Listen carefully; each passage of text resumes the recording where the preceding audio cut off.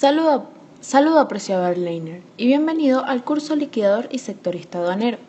El día de hoy estaremos hablando sobre el ajuste de valor aduanero.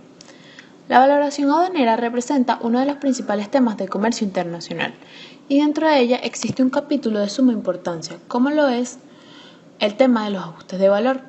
Desde los años 50, el importador y la administración aduanera se han enfrentado en una lucha interminable.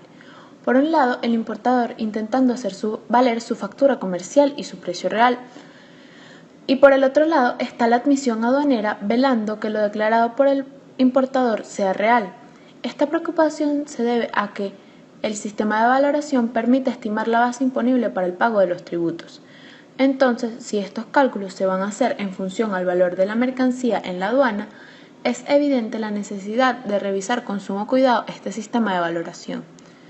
Tenemos la ventaja de que las reglas reguladoras no han sido impuestas por el gobierno peruano, sino adoptadas bajo un consenso internacional surgido de la norma 7 del Acuerdo General sobre los Aranceles Aduaneros y Comercio, mejor conocido como GATT, que permite que los países puedan establecer criterios técnicos para determinar los valores y métodos de cálculo.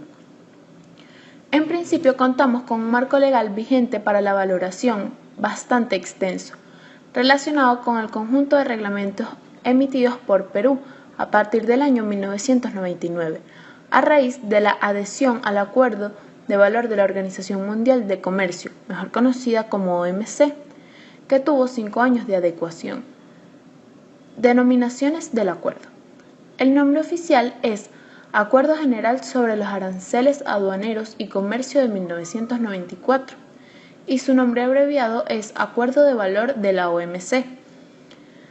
En el año 1999 se aprueba el Reglamento para la Valoración de Mercancías, según el Acuerdo sobre Valoración de Aduanas de la OMC, y para evitar dudas respecto a la existencia de un compromiso para la aplicación del Acuerdo de Valor, no solo se incorporó a la legislación nacional del texto de compromiso, sino también las comisiones del Comité de Valoración Aduanera de la OMC y los instrumentos del Comité Técnico de Valoración en Aduanas, ubicados en Bruselas.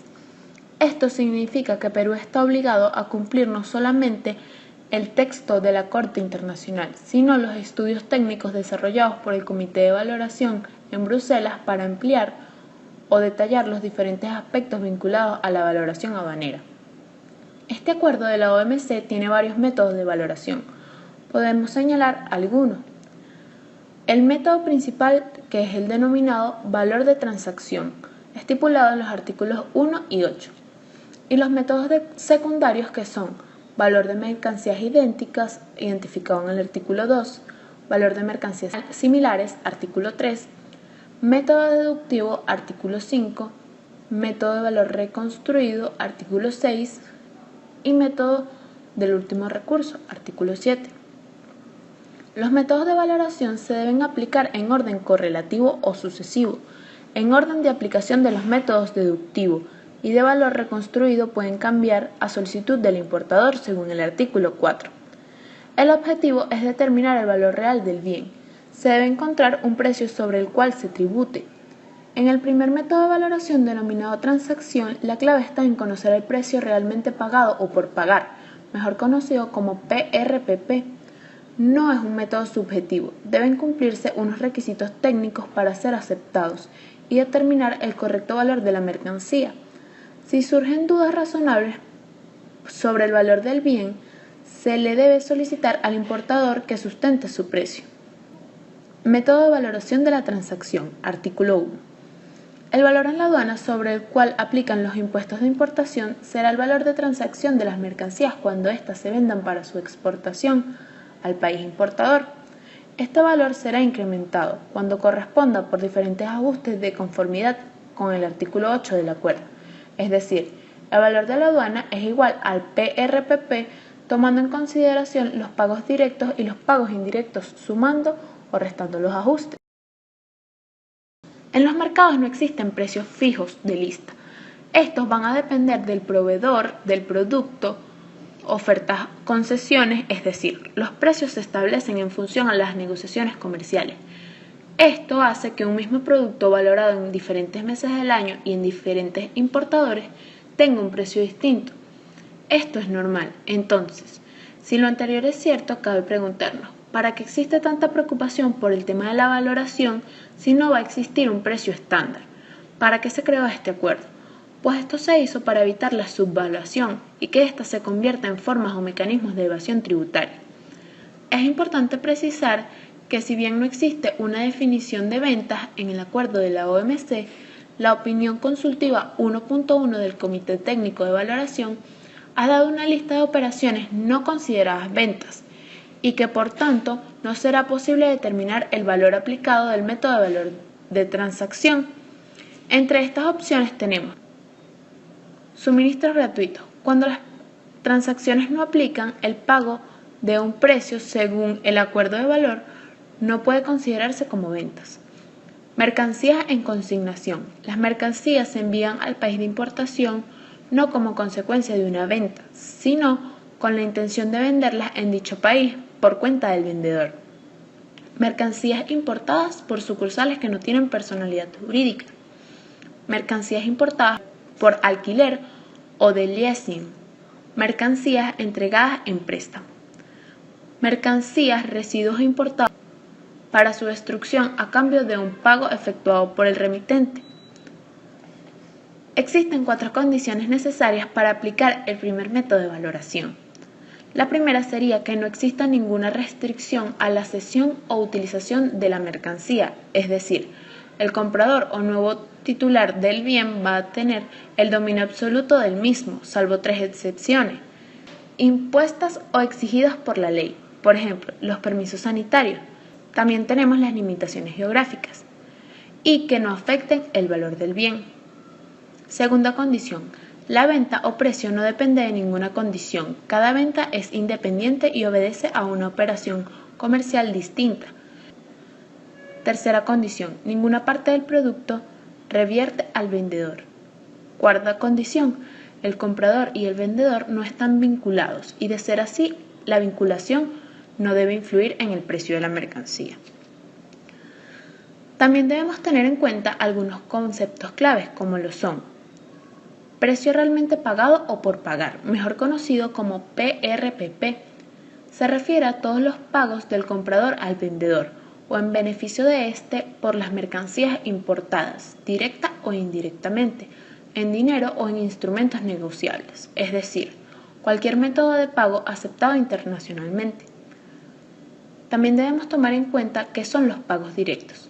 Estos son pagos que el comprador hace al vendedor como condición por la venta de la mercancía. Se encuentran indicados en la factura comercial, comprobante de pago u otros documentos. Pagos indirectos. Son los pagos del comprador a un tercero para satisfacer una obligación del vendedor o debido a una deuda del vendedor con respecto al comprador. Algunos ajustes reconocidos en el Acuerdo de Valor de la OMC son: el artículo 8 de adición. Se dice que las comisiones de venta, gastos de corretaje, gastos de envases y gastos de embalaje. En este punto es importante señalar las adiciones del PRPP. Solo se harán si cumplen los siguientes requisitos: si corren a cargo del comprador, si no están incluidos en el PRPP, si son datos objetivos y cuantificados. Las prestaciones como los materiales, herramientas, materia prima y trabajo de ingeniería como creación y perfeccionamiento también se tomarán en cuenta, al igual que los cánones y derechos de licencia, como también lo será el valor del producto de la reventa y la utilización posterior de las mercancías importadas que influyan directa o indirectamente en el proveedor. También se encuentra la nota interpretativa, mejor conocida como NI, del artículo 1, deducciones. Esta dice que los gastos de construcción, armado, montaje o asistencia técnica realizados después de la importación, del costo de transporte posterior a la importación y los derechos de impuestos aplicables en el país de importación. Para el proceso de la valoración de la mercancía existe una serie de elementos que van a interferir en el precio de los bienes, entre los cuales vamos a citar Primeramente, gastos de transporte. Estos forman parte del valor en aduana. Todos los gastos incurridos hasta el lugar de importación, con excepción de los gastos de descarga y manipulación en el puerto o lugar de importación, siempre que se distingan de los gastos totales de transporte. Se entiende por lugar de importación aquel lugar donde la mercancía es sometida por primera vez a formalidades aduaneras y referida a la recepción y control de los documentos de transporte en el momento de arribo.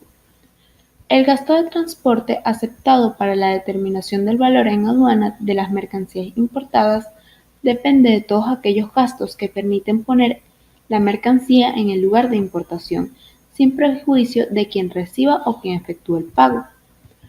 Cuando los gastos de transporte contenidos en la factura comercial y el importe pactado entre el vendedor y el comprador resulte diferente al que realmente haya pagado el vendedor a un tercero, se toman en cuenta los gastos reales pagados por concepto de servicio de transporte y los gastos conexos a este hasta llegar al lugar de importación.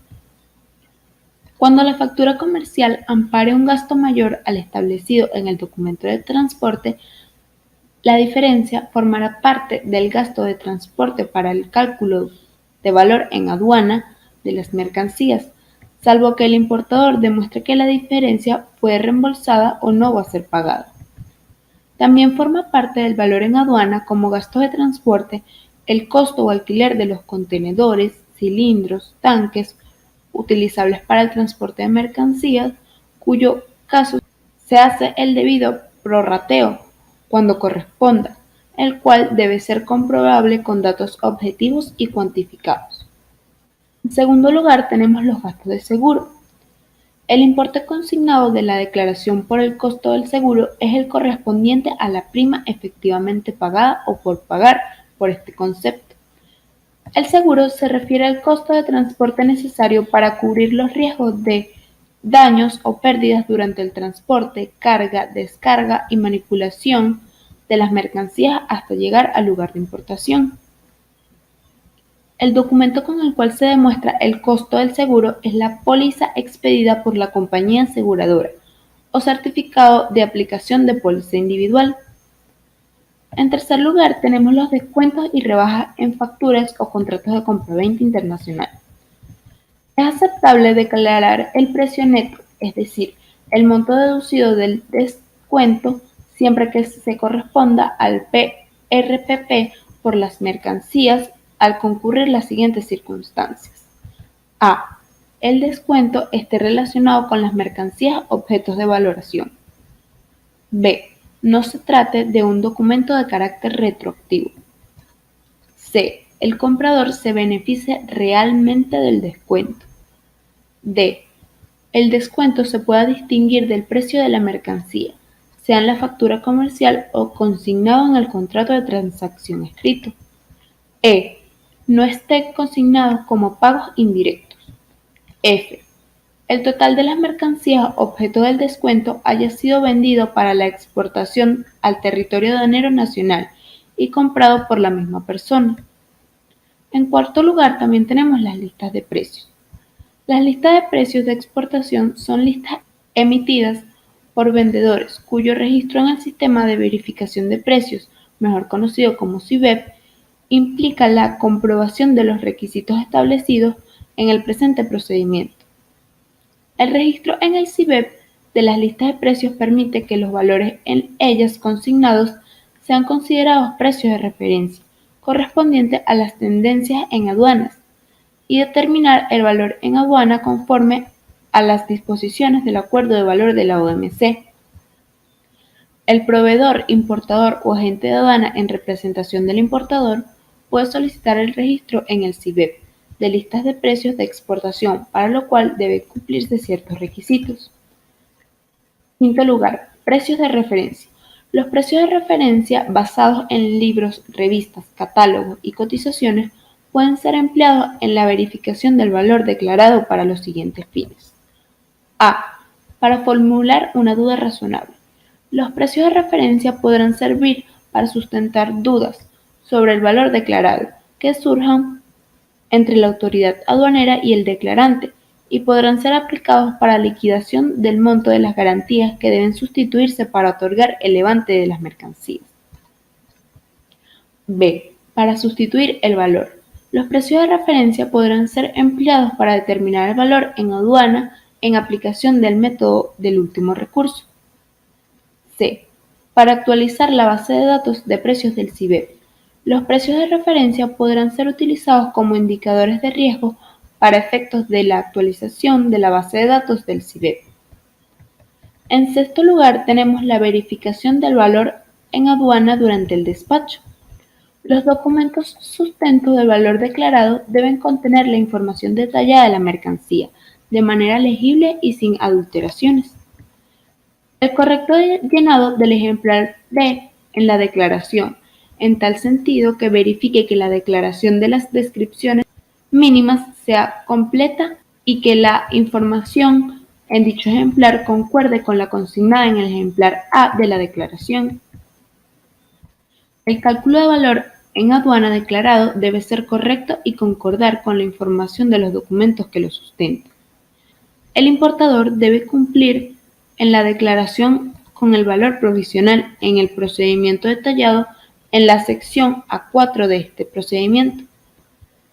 Si existe una autoliquidación de los tributos presentada por el importador por ajustes del artículo 1 y 8, se verifica que la autoliquidación se señale como documento de origen.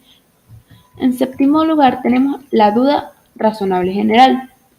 El funcionario de aduana registra el indicador de precios que genera una duda razonable en el módulo SIGAP, también conocido como importación para el consumo, admisión temporal para la reexportación en el mismo estado o admisión temporal para el perfeccionamiento activo, y la notifica. En la notificación se solicita la documentación que sustente el valor declarado y se comunica el indicador de precios utilizado. Si el importador mantiene una garantía global o específica, tiene la opción de levante de las mercancías. Caso contrario, para fines de levante puede constituir carta de finanza o garantía en efectivo, equivalente a la diferencia existente entre la cual la cantidad de tributos cancelados y el monto de los tributos a los que podría estar sujetas las mercancías, para lo cual se adjunta la orden de depósito de garantía. El plazo para que el importador sustente el valor declarado es de 5 días hábiles, contados a partir del día siguiente de la notificación de la duda razonable, prorrogables automáticamente por una sola vez y por un plazo igual de 5 días. En último lugar, tenemos la duda razonable especial. Esta es aplicable para la determinación del valor en aduana en los regímenes de admisión temporal, para la reexportación en el mismo estado y admisión temporal para perfeccionamiento activo. En caso de que se hubiera confirmado la duda razonable general y el importador no hubiera presentado garantía por la diferencia existente entre el monto de los tributos afianzados y aquel que corresponde por aplicación del valor que generó la duda razonable, debe presentar la aplicación por dicha diferencia, en los casos de que el importador no tenga una garantía global. Hasta aquí el tema de hoy. Recordemos, lleva por nombre Ajuste de Valor Aduanero, del curso Liquidador y Sectorista Aduanero. Recuerda que este material estará a tu disposición siempre que quieras refrescar tus conocimientos junto a nosotros. Te esperamos en una próxima oportunidad.